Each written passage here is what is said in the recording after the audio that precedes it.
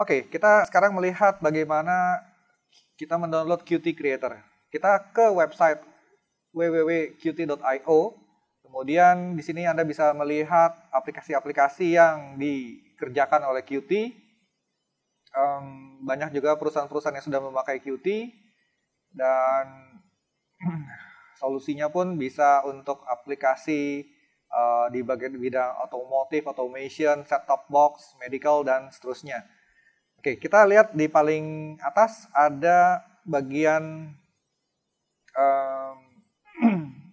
developer. Kemudian kita bisa pilih atau kita cari bagian download. Bagian Qt open source. Jadi URL-nya adalah qt.io/download-open source. Oke. Di sini kita akan melihat pilihan versi Qt yang dapat kita pergunakan. Di sini kalau tidak disarankan kalau tidak melihat apa-apa, hanya ada satu icon ini, Anda pilih View All Download. Oke. Nah, di sini ada Qt Online Installer, hanya sedikit saja. Jadi kalau Anda download ini, maka sebagian besar akan di-download saat berjalan. Saya tidak sarankan ini karena sering gagal. Saya sarankan Anda menggunakan versi offline installer. Offline installer ini ukurannya cukup besar, 2 GB. Namun ini menjamin kesuksesan instalasi aplikasi Anda. Di sini sudah disederhanakan ada 3 versi, yaitu versi untuk Linux, versi untuk Mac, dan versi untuk Windows. Misalnya sekarang ini saya mau pakai untuk Windows. Jadi saya download Qt 592 for Windows. Nah, size-nya 2,2 GB. Baik. Kemudian setelah Anda klik, terus Anda save aplikasi ini. Kemudian Anda install. Nah, misalnya saya sudah selesai menginstal aplikasi ini. Dan saya membuka di Qt Creator. Kita tunggu sebentar. Nah, inilah tampilan awal dari Qt Creator. Pertama kali yang harus Anda lakukan adalah pastikan di menu Tools, Option. Anda lihat di sini di bagian Build and Run. Di bagian Kit-nya Anda pastikan ada tulisan Desktop Qt 592 min-GW 32-bit default. Statusnya tidak ada merah, tidak ada warning apapun. Ini artinya instalasi Qt Anda sudah berhasil dengan baik. Anda bisa lihat di bagian Qt version, di sini hanya ada satu versi Qt saja. Jika Anda menggunakan versi Qt di berikutnya, maka akan ada tampilan Qt-Qt yang lain. Misalnya Qt untuk Linux, Qt untuk Android, dan seterusnya. Demikian juga di bagian compiler. Di sini sudah auto-detect compiler yang sudah built-in dengan Qt Creator tadi, yaitu min-GW versi 530.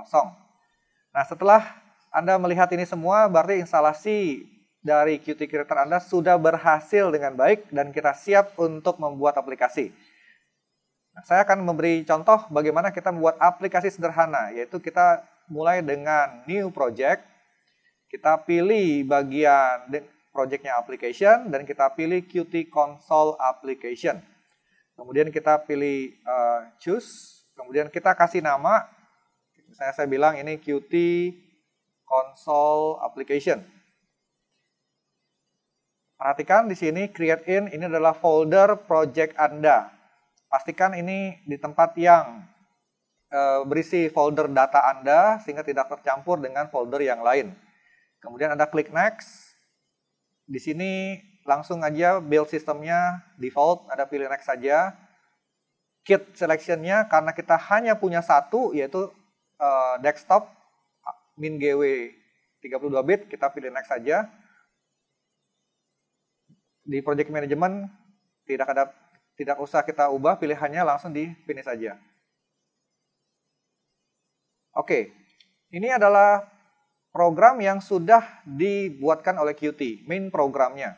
Jadi kalau kita lihat di sini, di bagian project, ada 2 file, yaitu file qt.pro dan main.cpp.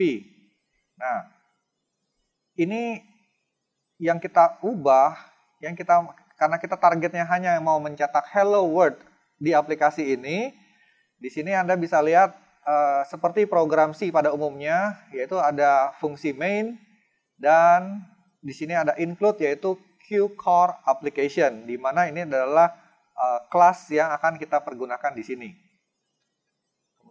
Untuk mencetak, kita menggunakan perintah qdebug.